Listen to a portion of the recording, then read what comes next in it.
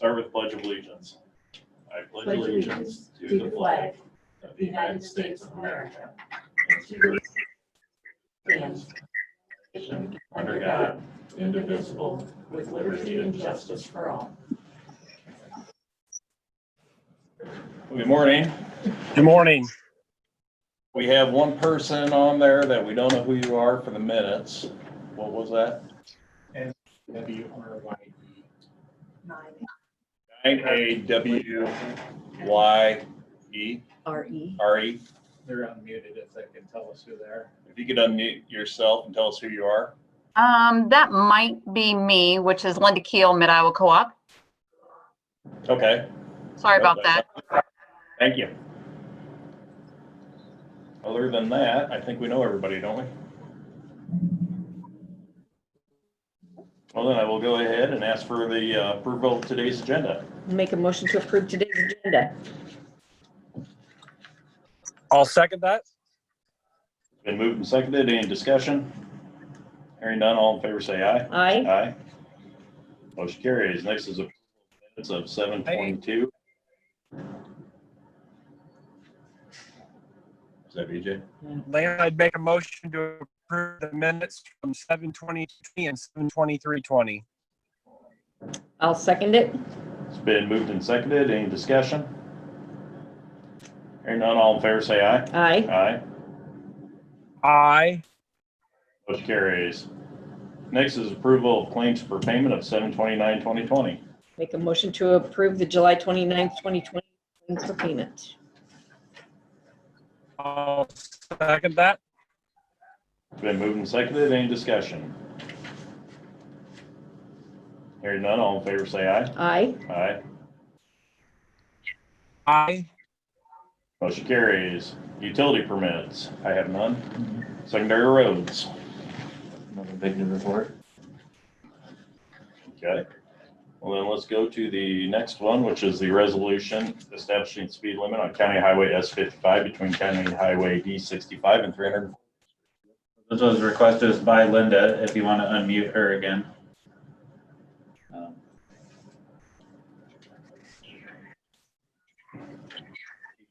Explain why she thinks this is better than the embargo. Okay. Linda, you want to go ahead?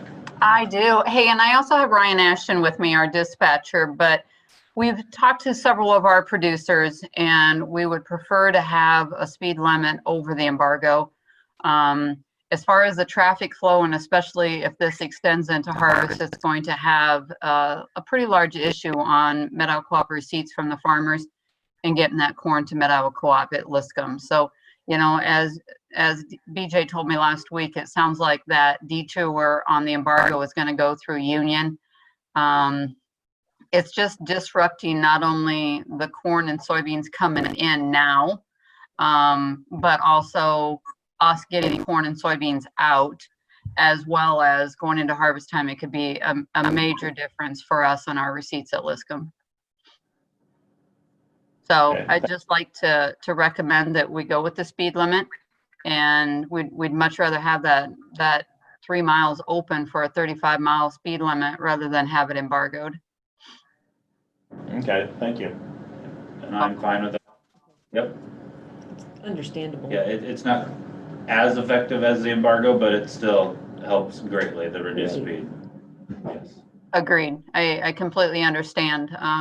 Living on this side of Highway 14, meaning the east side of it, you know, I've seen that increased traffic substantially on Beeman. So what we all need to see is Highway 14 get back open, and hopefully that project, you know, I think BJ led me to believe that maybe that's supposed to be done by the middle of October. It does look like it's going to be an early harvest since we got the crop in the ground early.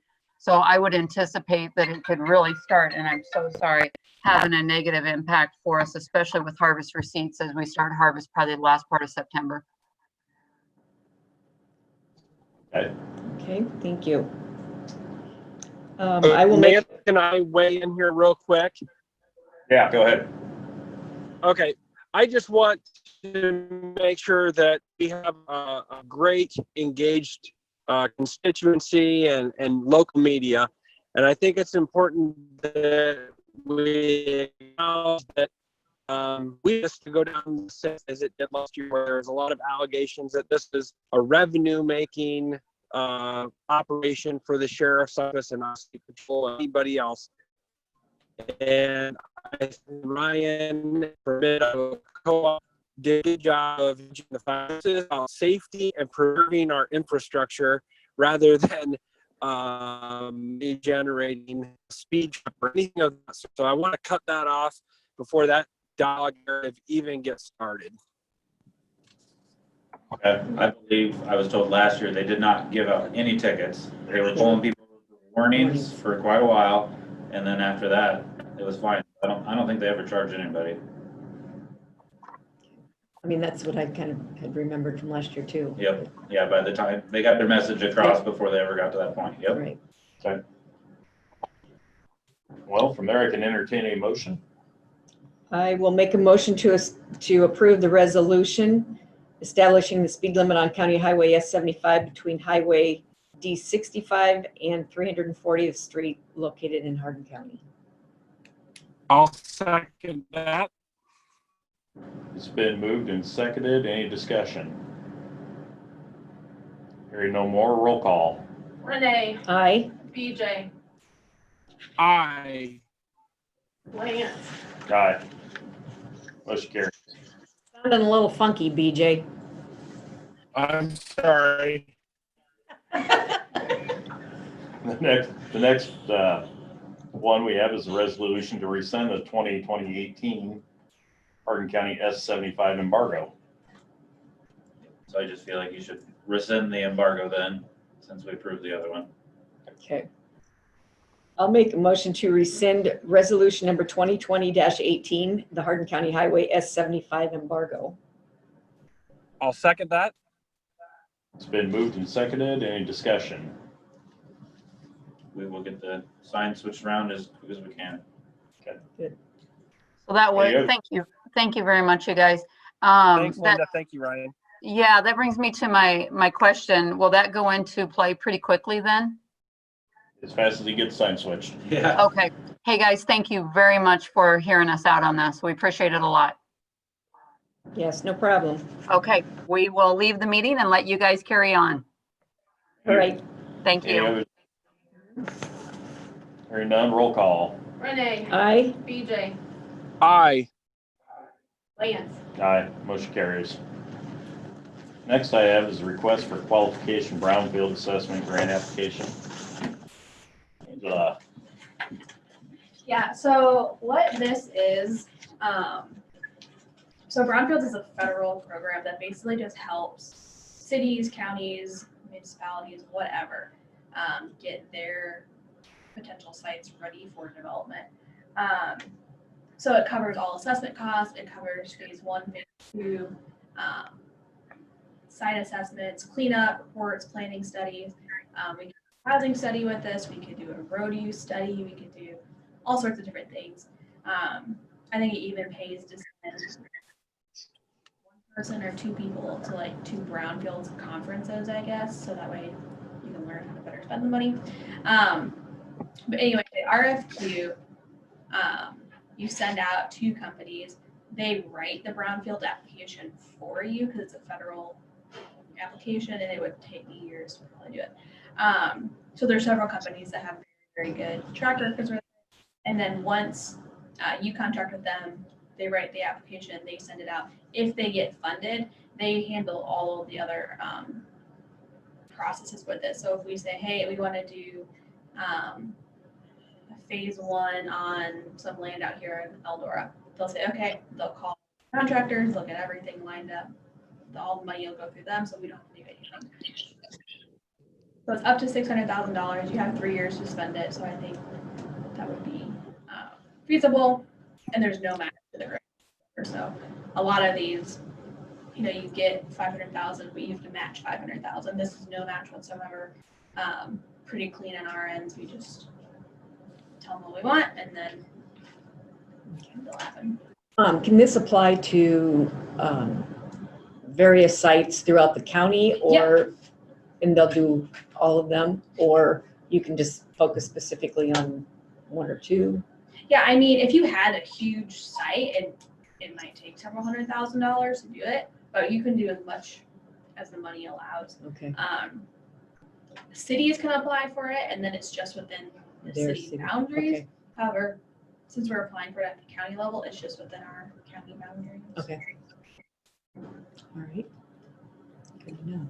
Is this the same thing that Wes, have you talked to Wes about this? Yeah, Wes asked me to get into it, so Have you talked to me about it? we got into it. Yeah, so once we get the art out there and we decide which company we're going to contract with, I'll send them a list of projects, and I've talked to most, if not all, of the city clerks and just asking, you know, what projects you guys have kind of been thinking. So Steamboat Rock has a couple projects that they have. I have a couple things that I would like to do just countywide, so I think we'll have good use for the money. Sounds great. Yeah. All right. Any questions Okay. for her? Okay, so I will make a motion to approve the request for qualifications for the Brownfield Assessment Grant application. I will second that. Been moved and seconded. Any discussion? Hearing none. All in favor, say aye. Aye. Motion carries. Next I have is change of status auditor's office. Thank you. Lance, a motion- I'd make a motion to approve the resignation of Minnie McClelland, Deputy Auditor in the Auditor's Office, effective July 29th, 2020. I'll second it. It's been moved and seconded. Any discussion? I wish her the best of luck. Yes, I do too. She's going to the Hardin County Brown and Hurst Insurance. Any other discussion? Hearing none. All in favor, say aye. Aye. Aye. Motion carries. Now I have is a change of status at the sheriff's office. Lance, I'd make a motion to approve the resignation of Matthew Vogler, effective July 23rd, 2020. That would be it. Okay, I'll second it. Been moved and seconded. Any discussion? In for a comment, it said it wrote an email advising that he was unable to fulfill the part-time position as planned. His start date was to be 7/23/20. Any other discussion? Hearing no more. All in favor, say aye. Aye. Aye. Motion carries. Do we have Rocky on? Let's go ahead and give us a COVID update. Okay, can you guys hear me? You Yes. can. Yep. Perfect. Okay, so just an update on the numbers this morning. We're currently at 139 positive cases. So we have seen that increasing every day for the last, few weeks. It's jumped up quite a bit. I'm sure you guys saw in the news that the state training school announced that they have an outbreak. As of yesterday, they had 12 students and 5 staff. So we're continuing to monitor that situation. I believe they're going to do some more testing,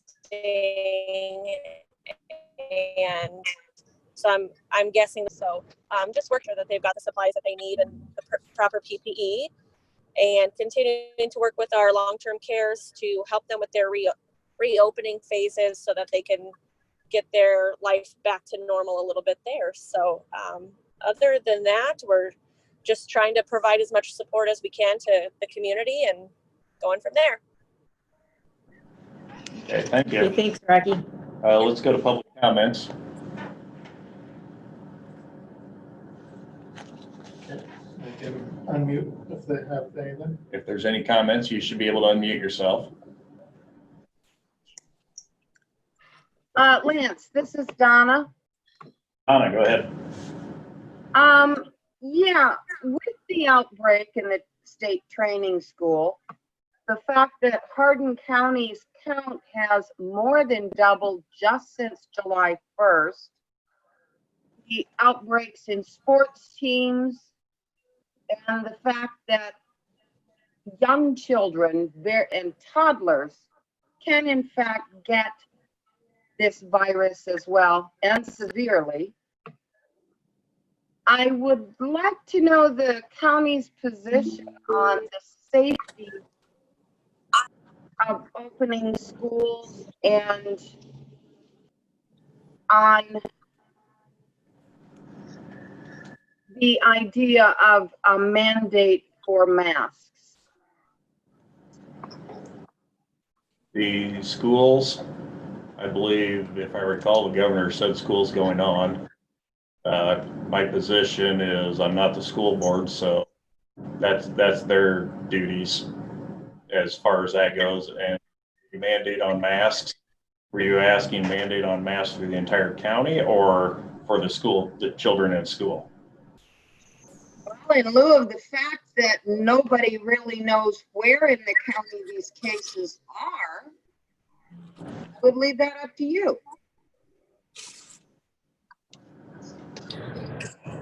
Lance, can I add to that quick? Yeah. We did have a webinar with the State Department of Public Health yesterday, and it sounds like they're trying to roll out a new coronavirus site that will be more interactive, and you'll be able to see positive cases by zip code. But I can tell you there's cases in every zip code in Hardin County, so it's just best to protect yourself at this point. But I believe they're going to be rolling out that site in about 2 to 4 weeks, so there should be a lot more information on that website. Right, then in that case, what about bars and restaurants? What does the county stand on that? The county, Donna, what you're asking me to do is mandate private businesses what they can and cannot do within their business. And if you want my comment on it, my comment is if you believe that you want to wear a mask, wear a mask.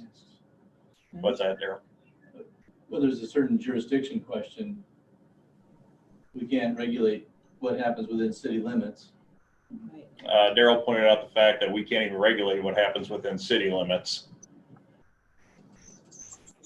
It's a tough question to answer just off the shooting from the hip here. There's a lot of things we have to work around to answer that. Would the county, What authority do we have is what I'm getting at. would the county being the Board of Supervisors, even consider joining others and writing a letter to the governor demanding the right to do such a mandate? I don't know. That would have to be a discussion, and it's a good question, but I would need the board here to discuss the answer. BJ and Renee are both here. At this point, I don't think we're ready to write a letter or what it would even state. Well, I ask that because there have been counties, towns, and cities that have attempted it, and they have in fact been told, well, no, you can't because I won't let you. And I would think if more local areas join the group to say, no, we prefer the right, we want that right, it might carry a little weight. And then the other thing behind it is, where's the bite if they don't comply? Right, I don't know that our county sheriff has the extra, or wants to hire the extra manpower to enforce it. Or authority. Yeah, and so the only part we could possibly control would be in the rural areas. And when you're outside in the rural areas, I don't know that a mask is as necessary as it would be in the grocery stores, in the Dollar Generals or wherever. And those are controlled by city. But in doing such a letter, it would also encourage the mayors of the cities and towns in the county to join us and sign this letter. Or we could probably meet with the mayors and see if they're even interested in this. I think the start point would be meeting with the mayors, the supervisors, the mayors, to see if something even wants to be constructed. From there, I don't know. Like I say, there's a lot of businesses already self-doing this. Walmart, Hy-Vee, I'm not sure what other ones are. I mean, some of your major businesses now, you have to have a mask to go in. And if you don't comply, you don't come in. It's governed by the owners. And what you're asking us to do is create a ordinance, or we can't create law. So there's no bite to the ordinance. If people don't comply or out in the public, it's a little tougher than just saying, let's do it. Well, I'm not asking you to create a mandate or a law. I'm asking you to join others in approaching the governor regarding this, especially considering the fact that the entire state of Iowa is now part of the red zone.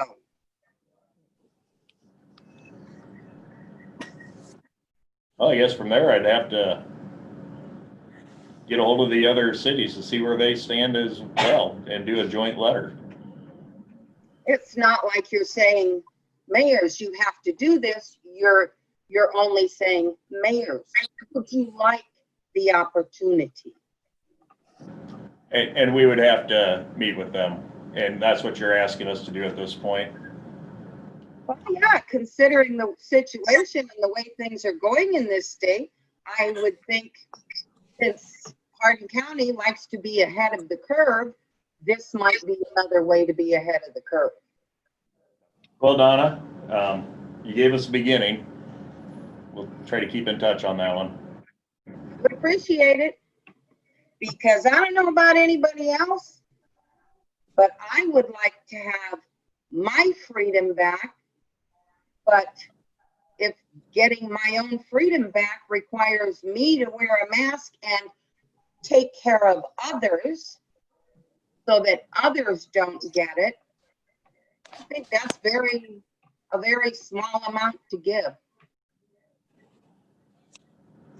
Okay, well, thank you. Is there any other public comments? Yeah. I do. Oh, I'm sorry, Donna. Go ahead. Oh, okay. I was in Hy-Vee and Fairway the other day, and I was the only one, except for the workers, that was wearing a mask. It was just the workers and me wearing a mask. I also then went to Subway, and it was just me and no one else wearing a mask except for the workers. I was made fun of because I wore a mask. And I also turned around to the ones behind me and said, yes, and who's going to be the fool that ends up in the hospital and then maybe on their deathbed and then crying and said, oh, I wished I would have listened to the lady ahead of me and wore the mask. This is getting to be serious. And what about, I heard about the Pine Lake parties that were going on. I saw pictures and all of those people. Isn't that your responsibility and maybe the law's responsibility to stop some of this? Where does this come in to stop this with the COVID? Well, Pauline, I don't know about the Pine Lake, but obviously that would be a state park. It's above our authority. It wasn't held at a state park. It was held at a town. It's the town's authority. Right. We don't have jurisdiction over things that happen within city limits. Well, I thought Hardin County canceled all state, or I'm sorry, all city parades and functions and stuff like that, all celebrations. County didn't do anything regarding that. That is all decided by city councils. I know the fair, any activities the fair had was decided by the county fair board. No, we have not acted on anything within city limits as far as requirements. Well, if we don't act on things like this, how are our numbers gonna improve and get any better?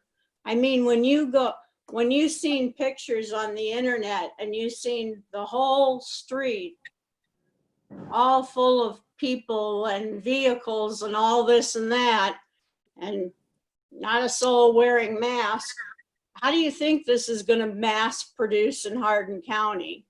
I mean, our numbers are gonna skyrocket. And like Donna said, we pay the price for it. When the COVID first started, everybody in Hardin County, when you went into the store, was wearing masks. Now there's nobody wearing masks except for the workers and me, basically. And Pauline, I gotta say the same answer. The store can mandate that. You mentioned Hy-Vee, and they have mandated it now. No, Hy-Vee has not mandated it yet. Monday they Hy-Vee did. has not followed it yet.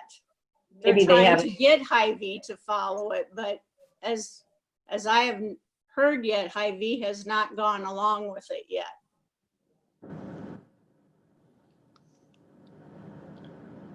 Well, I can't answer your questions when you ask for laws and we don't produce the laws and outside the jurisdictions of us. Well, Julie Dunn, I do have a statement. What Go ahead. they're asking for is leadership, not necessarily a law, not necessarily if you go out and give people tickets or say they have to wear masks. What we expect is leadership and not wishy-washiness. Thank you. This is Michelle. Yes, Michelle. Michelle, go ahead. Yeah, I just want to remind everybody out there that with the governor's proclamation, it extended the property tax interest forgiven until July 31st. So if you have March tax that you have not paid yet, you still have time to pay without any penalty. And so you just need to get those payments to us by the 31st of July to take advantage of not paying any interest on your March installment of taxes. And just encouraging anyone that can to please do that so they can take advantage of that no interest. Good to know. Thank you. Any other public and comments? I have one more, sorry. If anybody has any questions about their motor vehicle transactions or driver's license, just give us a call because there's too many date variations to go into that on this. But we'll be happy to help them with their transactions and get that done without any penalties or anything due to the COVID proclamation of the governor. And so just give us a call if you have any questions. We'll be happy to help you out. Okay, thank you. Were there any other public comments? Any other business? Hearing none, I can ask for adjournment. Make a motion to adjourn. I'll second that. Moved and seconded. Any discussion? Hearing none, all in favor say aye. Aye. Aye. Aye. Motion carries.